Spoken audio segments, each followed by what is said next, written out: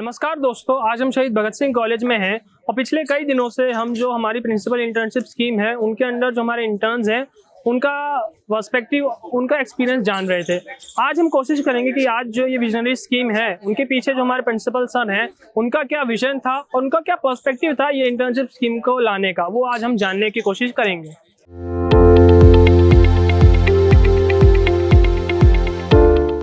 Sir, principal sir का 5 minute के लिए हमें इंटरव्यू लेना है, तो सर क्या फ्री हैं? ठीक है, मैं पूछ लेता हूँ सर से।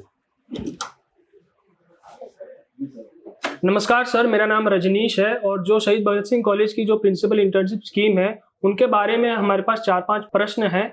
तो सबसे पहला प्रश्न ये है कि सर, ये जो हमारी प्रिंसिपल इंटर्नशिप स्कीम है उनके पीछे आपका विजन क्या था? देखिए, जो प्रिंसिपल इंटर्नशिप स्कीम है इसका विजन और इसकी जो प्रेरणा है वो हमारे माननीय कुलपति प्रोफेसर योगेश सिंह से आती है, जिन्होंने वाइस चांसलर इंटर्नशिप स्कीम की शुरुआत की दिल्ली विश्वविद्यालय के अंदर। तो उनसे प्रेरणा लेते हुए हमने उसी तर्ज पे कॉलेजेस में कई प्रिंसिपल्स ने और ने भी किया, प्रिंसिपल इंटर्नशिप स्कीम जो है वो चलाई।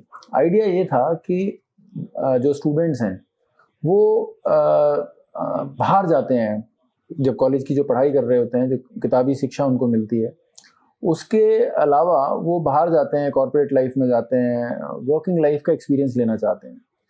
तो ऐसा सोचा गया हमारे माननीय कुलपति जी द्वारा कि क्यों ना, दिल्ली विश्वविद्यालय अपने आप में एक बहुत बड़ी ऑर्गेनाइजेशन है तो, और अलग अलग डिपार्टमेंट्स हैं, तो क्यों ना जो दिल्ली विश्वविद्यालय के बच्चे हैं वो दिल्ली विश्वविद्यालय में ही काम करें, उनको वर्क एक्सपोजर मिले, वर्किंग एक्सपोजर मिले।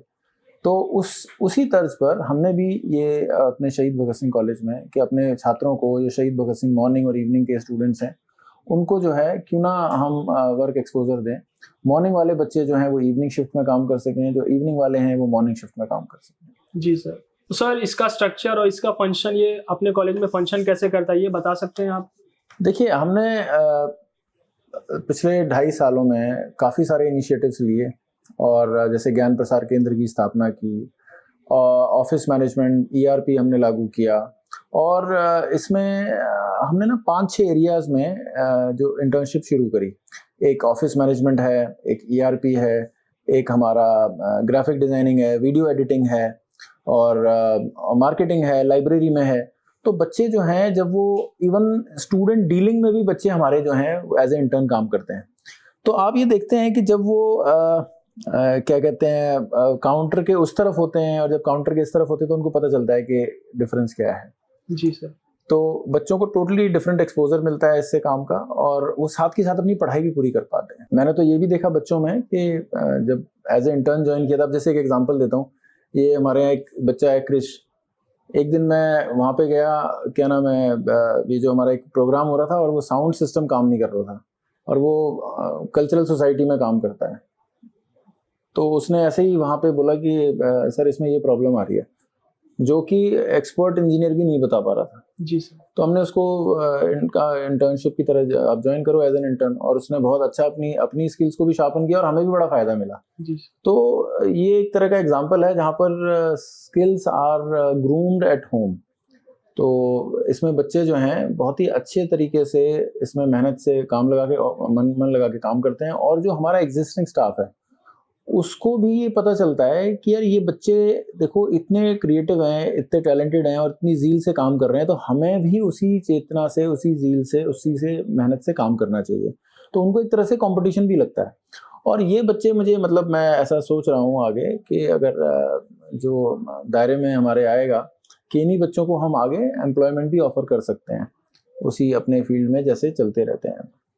जी सर। तो सर, ये इंटर्नशिप स्कीम के आने के बाद पिछले 2 साल में आपने कोई सिग्निफिकेंट चेंज देखा एडमिनिस्ट्रेशन में?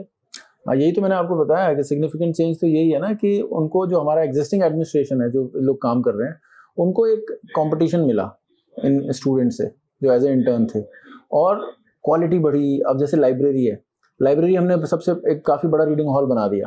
अब उसमें लाइब्रेरी में इंटर्न है, और अभी एक मेरे को लाइब्रेरियन ने बताया कि जो एक बच्चा जो लाइब्रेरी में इंटर्न है, वो जी मेरे एग्जिस्टिंग एम्प्लॉय से अच्छा काम कर रहा है।